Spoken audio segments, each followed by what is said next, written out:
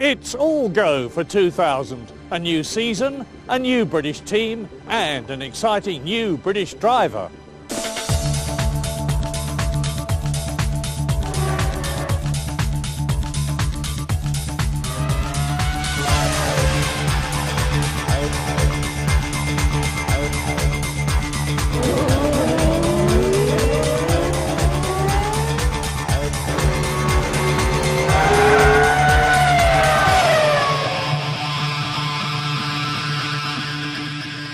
This is the brand new venue in this year's calendar.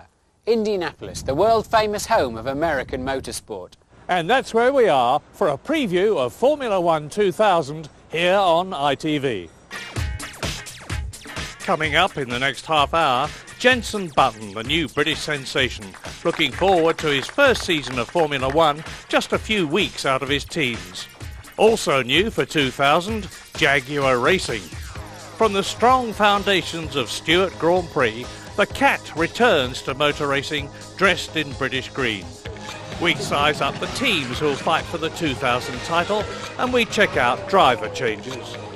We look too at the rich history of the Indianapolis Motor Speedway, now with a new look to welcome its first ever Grand Prix. What they're actually doing here is using part of the Super Speedway, but in reverse direction, coming out of turn 1, down the pit straight, into a new infield section.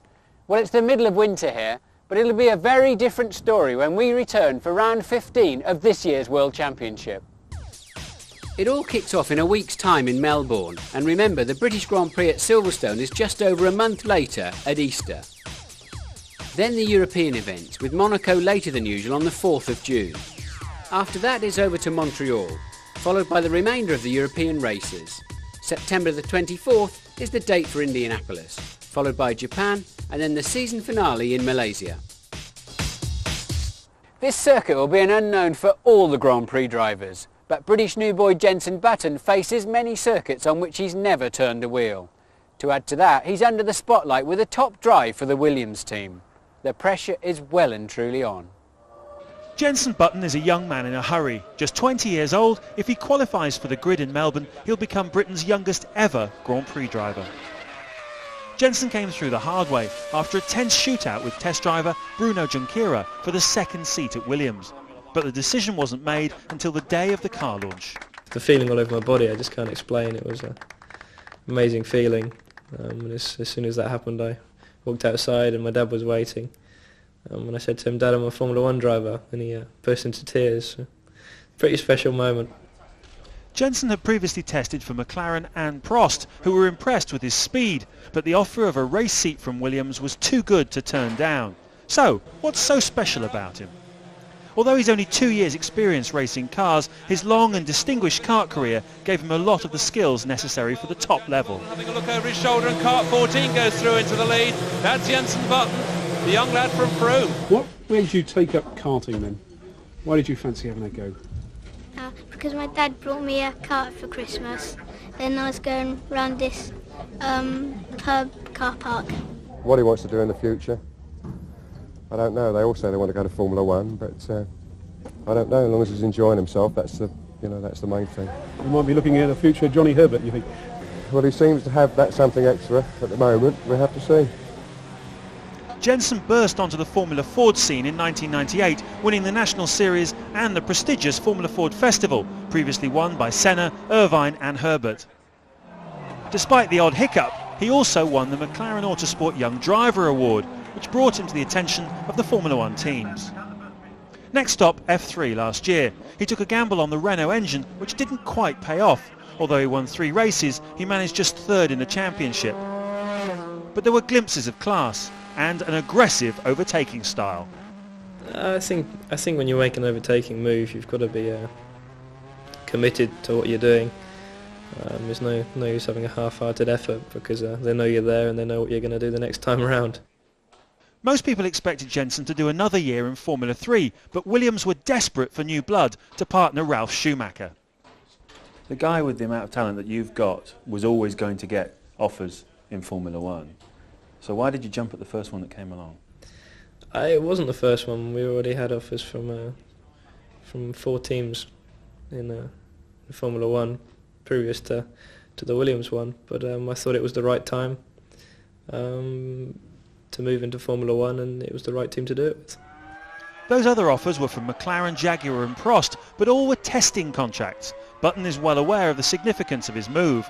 Williams is, after all, the team of Mansell and Damon Hill, the two most recent British heroes. But is it too much too soon?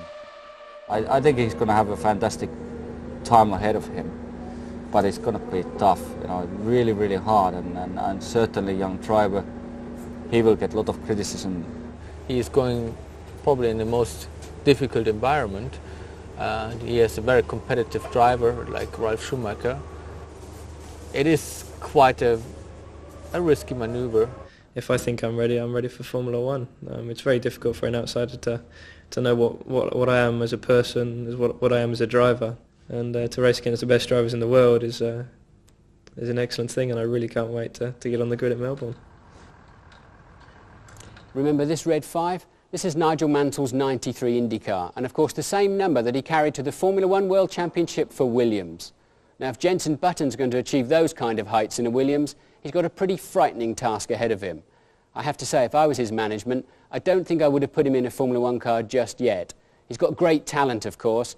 Being fast in a Formula One car is relatively easy, but being a Grand Prix driver is a completely different story. We wish him well, of course. Now another new name on the grid this season is Jaguar.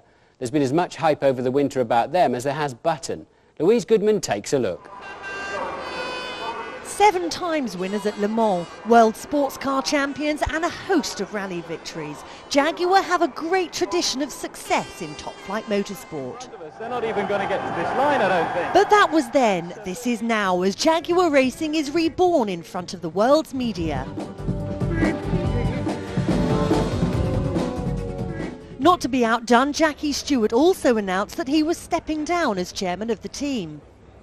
I have to say that I'm looking forward to a little more time off. I've been working really incredible hours for 4 years, no weekends, no holidays, and I need a little time with Helen and the family and at home.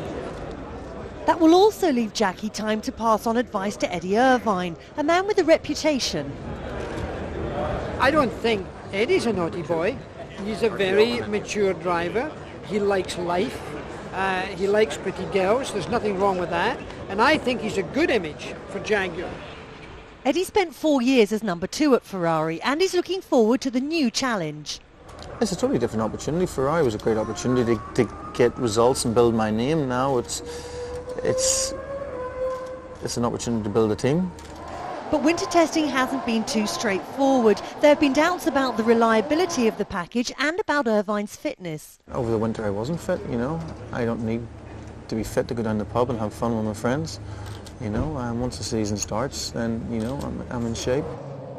Teammate Johnny Herbert has had better luck in testing and is better established within the team after his emotional first win for what was Stuart Ford at the Nürburgring last year. Johnny's also claiming he has the competitive edge.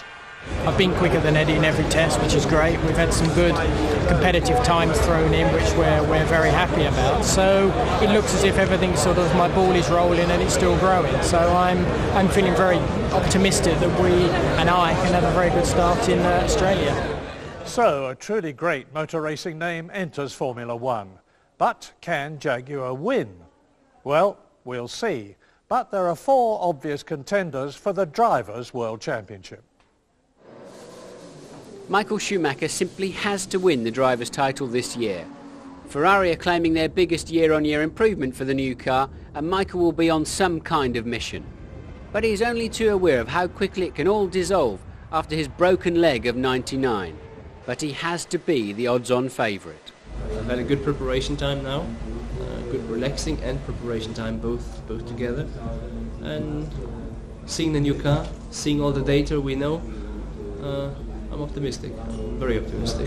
Mika Häkkinen has to climb a new mountain for that 3rd consecutive title. Surely his need is not as great as Schumacher's. Can he find the motivation again with 2 championships already in his pocket? He can never be underestimated. If we can get the car working right, if we can have a car reliable, no mistakes from me, no mistakes from the team, we can score the points every Grand Prix. we can qualify pole every Grand Prix, I think we have a good chance. David Coulthard has spent the winter reinventing himself and appears ever more focused. He has the car, speed and fitness to take the title. But can he find the consistency, and can McLaren finally give him reliability? I'm hoping that we still have a small advantage over our competition, and that makes it easier. If we don't, then I hope our car's capable of winning races. And if it is, then I'm ready for it. Looking forward to getting out there and having a close battle. Frentzen in the Jordan will be very strong again. Heinz Harald has found a spiritual home at the Silverstone-based team and has added maturity to his speed. Jarno Trulli, his new teammate, will take away his comfort zone in the team and push him very hard. It will be very, very close competition this year between Jarno and myself, but at the end it will help the team and the results, I hope. Barrichello and Trulli have yet to win a Grand Prix, but both have the equipment, skill and speed to surprise the main contenders from time to time. Well, that's some of my views, Murray. What do you think? Well, unsurprisingly, I wouldn't disagree with a word you say, Martin. But I think the absolutely crucial thing is going to be how will this year's Ferrari go in comparison with the McLaren? Because for the last 2 years, it hasn't been good enough. If it's closer, I think Schumacher will win the championship. It's going to be very tough for Mika Häkkinen to do it 3 times in a row. Frentzen? Well, I think Heinz Harald will win races, but I can't see him winning the championship. And I'd say exactly the same thing about David Coulthard. So, Häkkinen or Schumacher, we'll see. Interestingly, neither of us are tipping either of the Jaguar drivers Not to me. come through, but it's nice that it's so unpredictable. I'm sure you've all got strong views at home, plenty to think about there.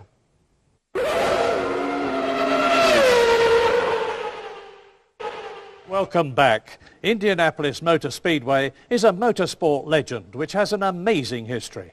In this very car, America's Ray Harroun won the first ever Indy 500 in 1911. And for nearly 90 years, Indianapolis has been one of the most famous racetracks in the world.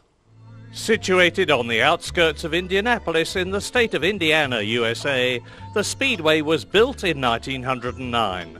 It seats 250,000 and used over 3 million bricks on the original 2.5-mile track, earning it the nickname of the Brickyard. Originally built as a test track, it soon became the home of the world-famous Indy 500-mile race. After Ray Harroun's win in 1911, the annual 500-mile race grew in popularity over the years to become one of the most famous sporting events in the world. Several Formula One superstars raced at Indianapolis in the past.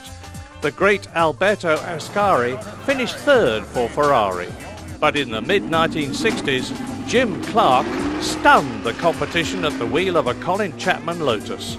It was Clark's third attempt at the big race, and he won by 2 laps. And Jimmy Clark heads for victory lane, and a winner's prize of more than $160,000. The following year, it was the turn of Graham Hill, who incredibly won the famous race in his rookie year at the wheel of a Lola Ford. For the second successive year, a European driver was garlanded with the winner's wreath and drank the traditional milk in victory lane.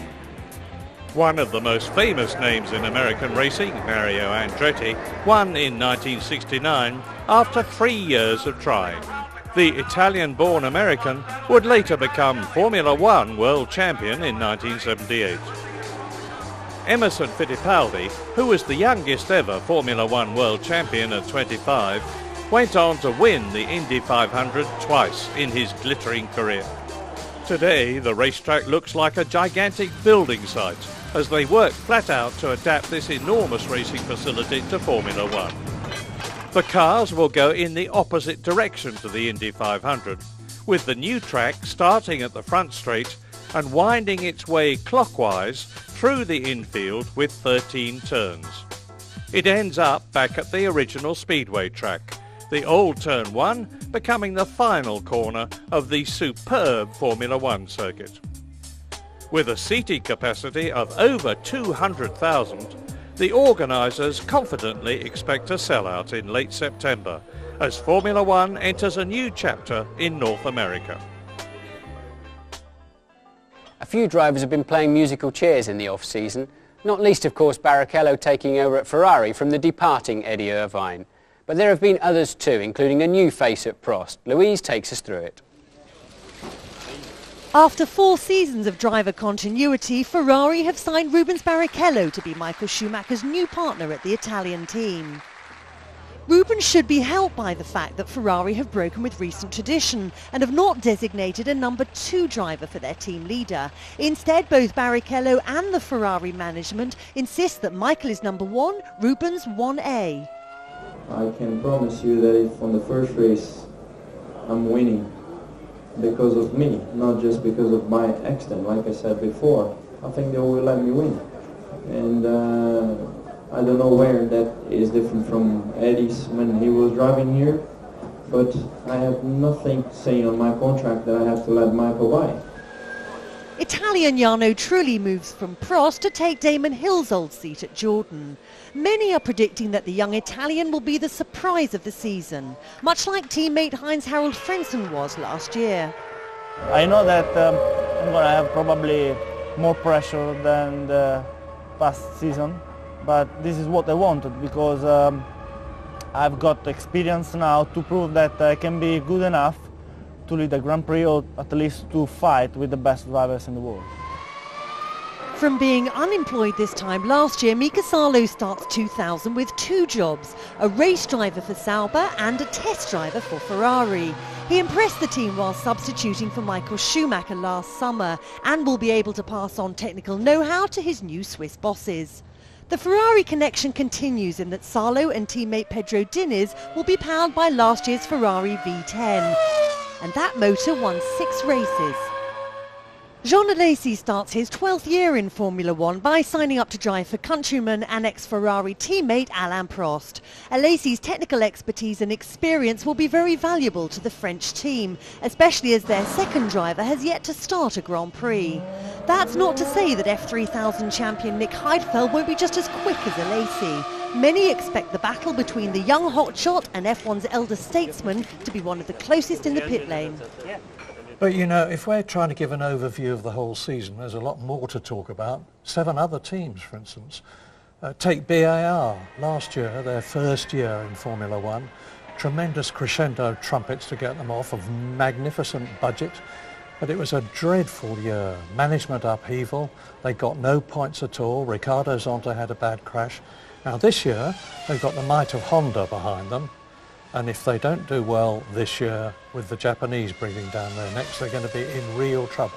Of course, Jacques Villeneuve's one of their drivers. I don't see him hanging around there if he has another year like 99. But, as you say, early signs look as if the car's going to be quite a bit better. Williams? Williams, they've got a new engine this year. The BMW, I'm told it's a bit overweight and a bit underpowered, and certainly reliability's been an issue.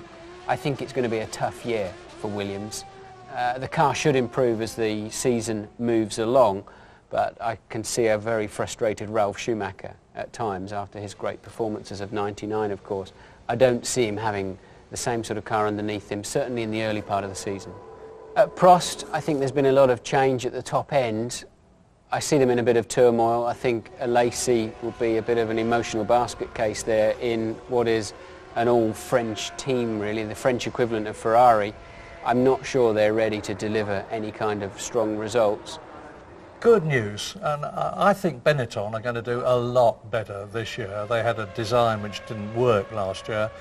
They've got a new design team in this year. It's a much simpler car. It's been very reliable in testing. Fisichella very optimistic about it. Yes, and I also think that the new wind tunnel they have will pay dividends on the 2000 car. The problem they have is they've got a Division 2 engine really in that Supertech. And there's no substitute for horsepower, Murray. Even Fisichella can't make up the difference. The Arrows team ought to do a lot better this year than they did last. Last year they spent hardly any money developing the car. They were concentrating on the car for 2000. It looks good. They've got the Supertech engine, which is much better than the one they had last year. And I think Jos Verstappen, the Dutchman, is going to give Pedro de la Rosa a run for his money.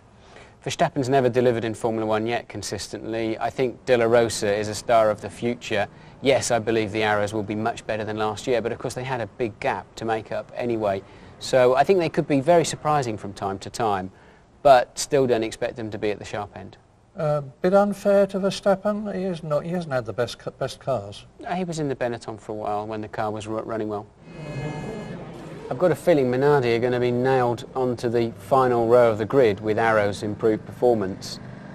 They've still got the Ford engine they're now developing themselves. It's called the Fond Metal, but they're taking second-rate drivers, really. I don't think they've got a big budget. I just sense they're sitting there hoping that one day a big manufacturer will come and buy them out. So many questions to be answered, and we'll soon find out who's right when the cars take to the track in Melbourne. Watch out next weekend. The Australian Grand Prix qualifying is live at 01:30 in the morning on Saturday, March the 11th. There's a rerun of qualifying at 14:20 on Saturday afternoon, and then the Australian Grand Prix itself, live from Melbourne at 02:15 on Sunday morning, followed by a rerun at 1400 on Sunday afternoon. That's it for today, but we're looking forward to a great season. So join us here on ITV for another fabulous year of Formula 1. Stop the run. Stop the run. Stop the run. Stop the run. Can't stop the run. You can't stop the run. Oh, and off goes Pedro Diniz. Hello, girls. Oh, Schumacher out of the race. Out of the race, no points. Mika Häkkinen comes through to win in Spain. Hello, what's going on?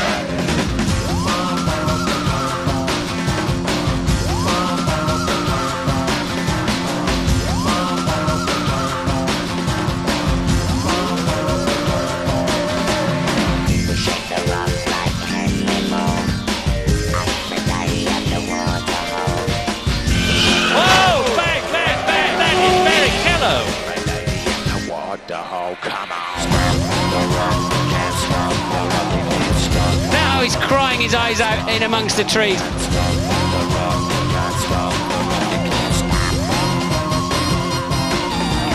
Oh, words fail me.